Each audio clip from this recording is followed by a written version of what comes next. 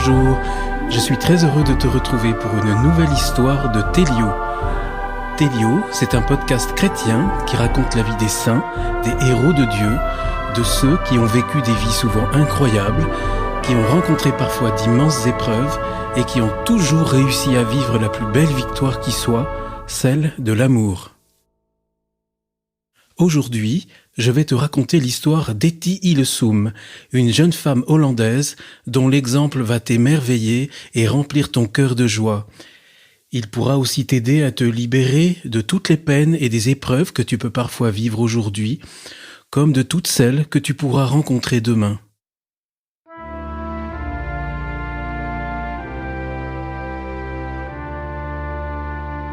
Hetty Hillesum, c'est l'histoire d'une jeune femme comme les autres qui a cherché l'amour et le mariage avant de faire une rencontre très forte et très originale avec Dieu. Il a tellement transformé son cœur qu'il lui a permis de rayonner d'amour et de joie dans les pires souffrances, les siennes comme celles de sa famille, de ses amis, de tout son peuple. C'était pendant la Seconde Guerre mondiale, au XXe siècle. Hetty est née en Hollande en 1914. Elle est d'origine juive. Et même si ses parents ne pratiquent pas beaucoup cette religion, c'est quand même à cause de cette appartenance que sa mère, dans sa jeunesse, a dû fuir les persécutions cruelles qui étaient infligées aux Juifs en Russie et qu'on appelait les pogroms. Son père est professeur de lettres et directeur d'un lycée où Hetty suivra elle-même sa scolarité. Sa mère se consacre à la vie de la famille et à l'éducation des enfants. Hetty a 2 frères, Jap et Misha. Hetty est une bonne élève et après l'école, elle décide d'étudier le droit à Amsterdam, la capitale de la Hollande. Pendant ses études, qui ne la passionnent pas, elle mène une existence de femme libre, elle est amoureuse de la vie. Elle s'engage aussi dans des groupes qui militent pour la liberté du peuple juif et contre la montée du nazisme, cette idéologie raciste et totalitaire dont les leaders ont pris le pouvoir en Allemagne, le voisin de la Hollande et qui fait peur à toute l'Europe. Hetty obtient une maîtrise de droit en 1939. C'est la fin de ses études, au moment où la folie du pouvoir nazi allemand provoque le déclenchement de la Deuxième Guerre mondiale. Au début, la Hollande n'est pas menacée.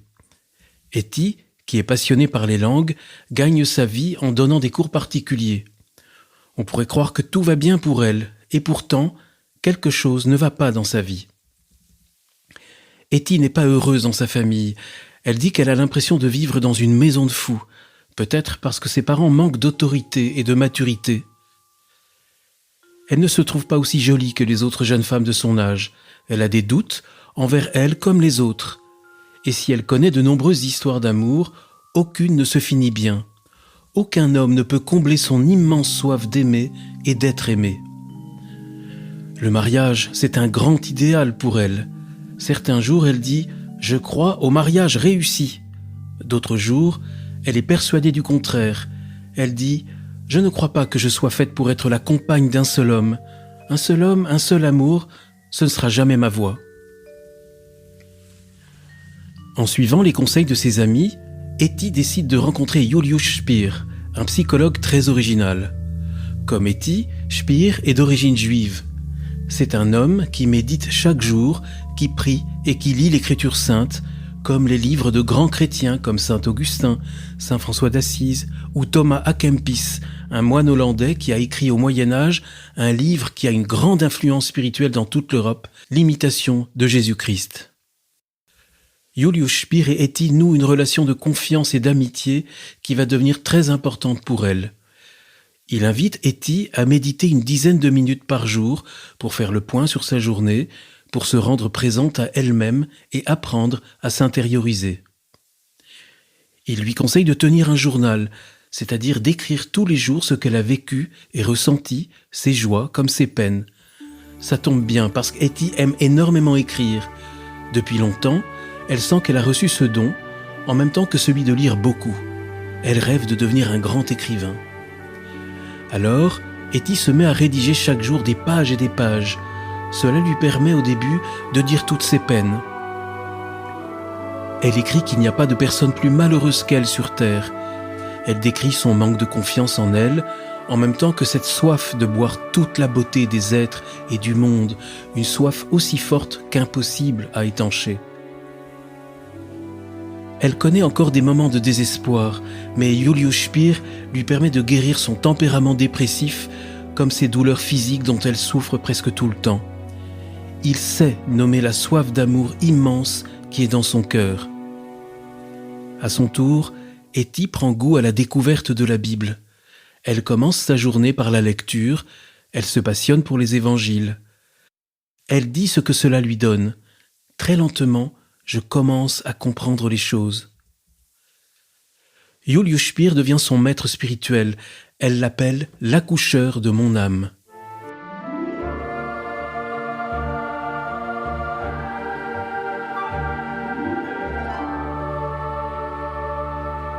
Etty est en train de rencontrer Dieu de manière très personnelle et intime, très directe, sans pratique religieuse. Un jour, alors qu'elle est très malade, elle pousse un cri de détresse vers Dieu. Elle se rend compte alors que ce Dieu qu'elle ne connaît pourtant pas l'apaise, qui lui permet de retrouver le contact avec elle-même, avec ce qu'il y a de plus profond en elle. On est alors au début des années 40. La guerre mondiale dure déjà depuis quelques années. La Hollande est occupée par le pouvoir nazi, qui resserre de plus en plus férocement son emprise. Les persécutions contre les Juifs augmentent. Comme sa famille, ses proches, ses voisins, Etty souffre des privations croissantes qui empoisonnent la vie quotidienne. L'interdiction de l'utilisation des moyens de transport, c'est la chose la plus lourde. On ne peut plus se déplacer, se promener au bord de la mer, faire du vélo. Mais Etty ne se plaint pas. Au contraire, elle trouve dans l'enrichissement de sa vie intérieure, la relation avec Julius Spier et la rencontre avec Dieu, une force et une joie étonnantes. Elle n'hésite pas à le dire malgré l'adversité. Je suis une femme heureuse et je chante les louanges de cette vie. Je me sens capable de tout supporter et de tout assumer. Etty connaît les menaces qui concernent les Juifs. Les Allemands ont organisé leur déportation. De plus en plus de Juifs sont obligés de tout quitter, leur ville, leur maison, leur travail, pour partir dans des camps à l'étranger.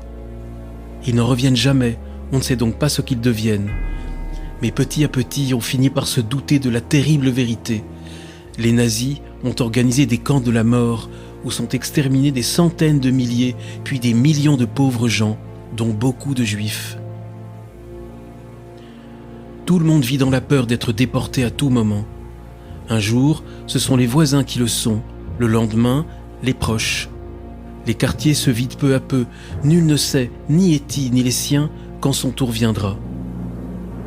Cela n'atteint pas sa paix et sa joie profonde, parce qu'elle vit, au moment le plus tragique de l'histoire du XXe siècle, sa rencontre avec Dieu. Celle qui était fragile et angoissée est transformée. Elle devient une femme pleine d'amour et de paix intérieure, capable d'affirmer « Je vis constamment en intimité avec Dieu ». Chaque jour, Etty dit adieu au monde.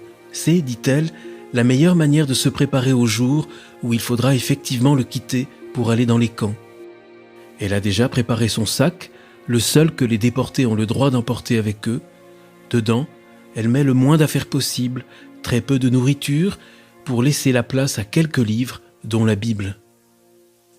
Le regard qu'Etty porte sur ce qui se passe autour d'elle n'a rien à voir avec celui des autres qui sont paniqués et terrorisés par les humiliations, les souffrances, les exécutions publiques, les disparitions, les menaces. Pourquoi ? Parce qu'Etty a compris que si le mal existe, c'est qu'il n'est pas à l'extérieur, il est avant tout en chacun de nous. Il faut commencer par le purifier en nous-mêmes. Elle dit qu'il nous faut d'abord rentrer en nous et l'enlever. Elle dit aussi « Je ne crois pas que nous puissions corriger quoi que ce soit dans le monde extérieur, que nous ne l'ayons d'abord corrigé en nous. » Etty est même compréhensive des Allemands.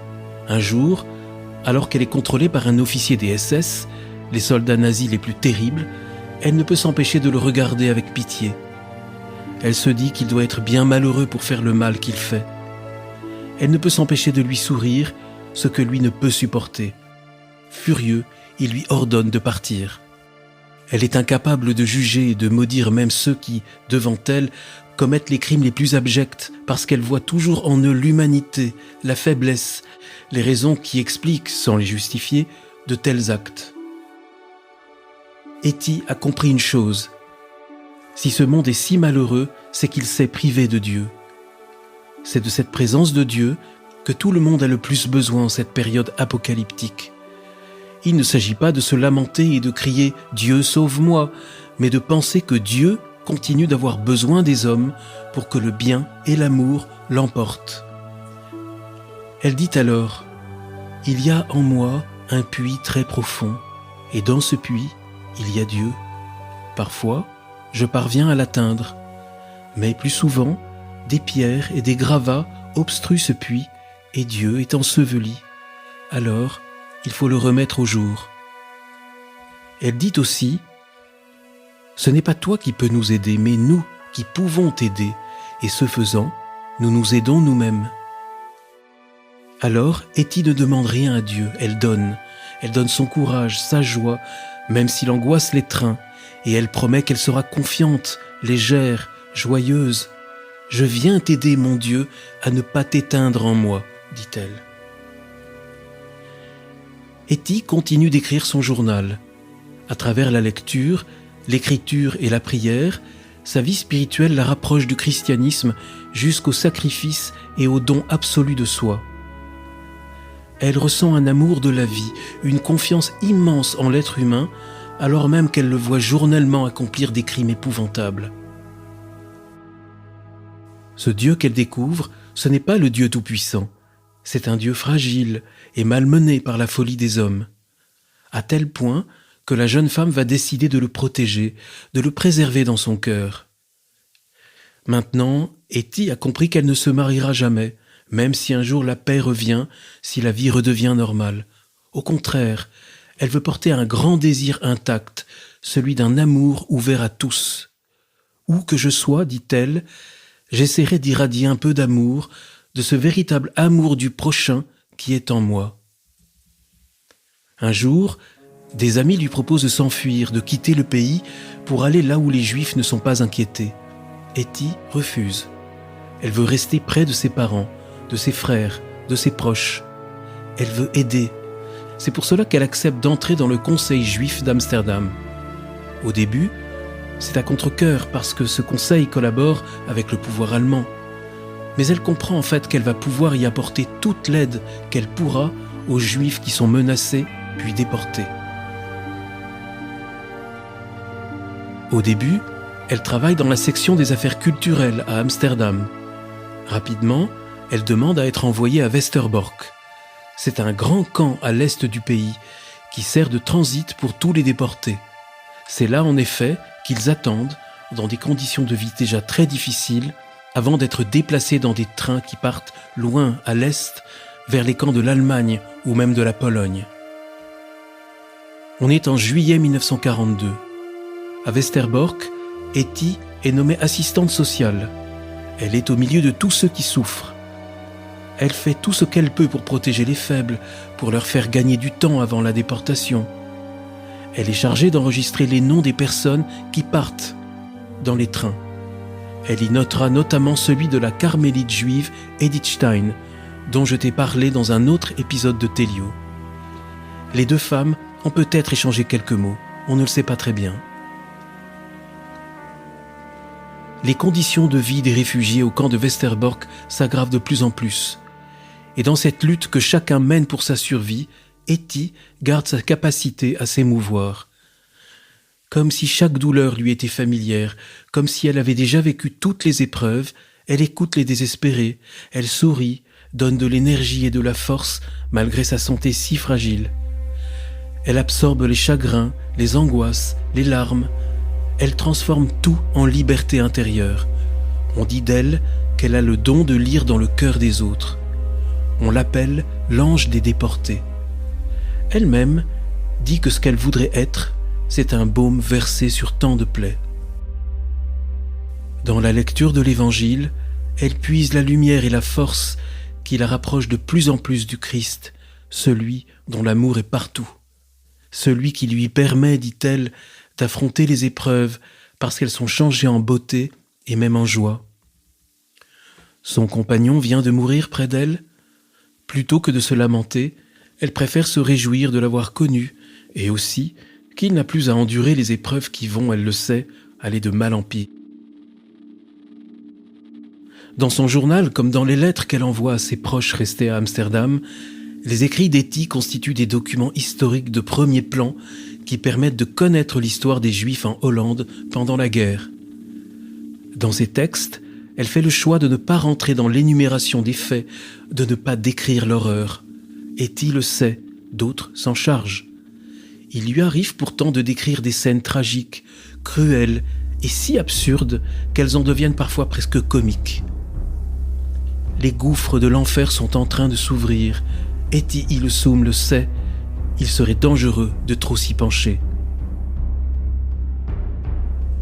En juin 1943, les autorités occupantes ordonnent de nouvelles rafles, c'est-à-dire qu'elles ordonnent qu'une grande partie de la population juive doit être déportée vers les camps de l'étranger. Hetty et sa famille en font partie. C'est une terrible nouvelle. Pourtant, Hetty la reçoit sans changer son comportement. Dans le groupe qui l'amène vers le train, elle continue de bavarder. Elle cherche à faire rire ceux qu'elle rencontre. Elle manifeste de l'attention et de la gentillesse dès qu'elle le peut. On va apprendre plus tard qu'Hetty et sa famille ont été envoyés au camp d'Auschwitz, le pire de tous, situé en Pologne. Ses parents meurent pendant le voyage qui dure 3 jours et qui se déroule dans des conditions de misère totale, dans la soif et la faim. Hetty n'a pas survécu plus de quelques semaines après son arrivée à Auschwitz. On sait qu'elle est morte à la fin du mois de novembre 1943. On ne peut imaginer épreuve plus difficile que celle qu'elle a traversée au point d'y laisser sa vie. Ce que nous apprend Hetty Hillesum, c'est qu'il ne sert à rien de se plaindre, de se révolter ou d'espérer des miracles extérieurs improbables. Il faut savoir accueillir et accepter le déroulement de son existence jour après jour. Ce qu'elle nous apprend aussi, c'est que la découverte de la paix et de la joie sont possibles à chaque instant de nos vies et malgré des événements de plus en plus lourds. Hetty Hillesum était une jeune femme de son temps qui a découvert, dans des circonstances si exceptionnelles, celui que nous cherchons et que si souvent nous ne savons pas trouver. Une vie bouleversée, le manuscrit de celle qui rêvait de devenir un grand écrivain et qui a été retrouvé et publié dans les années 80, est devenu un des livres les plus lus aujourd'hui dans le monde. Si Hetty n'a pas été canonisée par l'Église catholique, elle est reconnue comme étant un très grand personnage. Le pape Benoît XVI a parlé d'elle avec beaucoup de respect. Alors, je t'invite à l'inviter à ton tour dans ta vie, à penser à elle, à mieux la connaître, et quand tu en auras l'âge, à lire ce qu'elle a écrit. En attendant, d'être irradié par la merveilleuse émotion, par la paix et la joie qui rayonnent de cette jeune femme qui nous apprend à tous que le meilleur est toujours possible, même quand le pire se déchaîne, et que le bien l'emporte toujours sur le mal.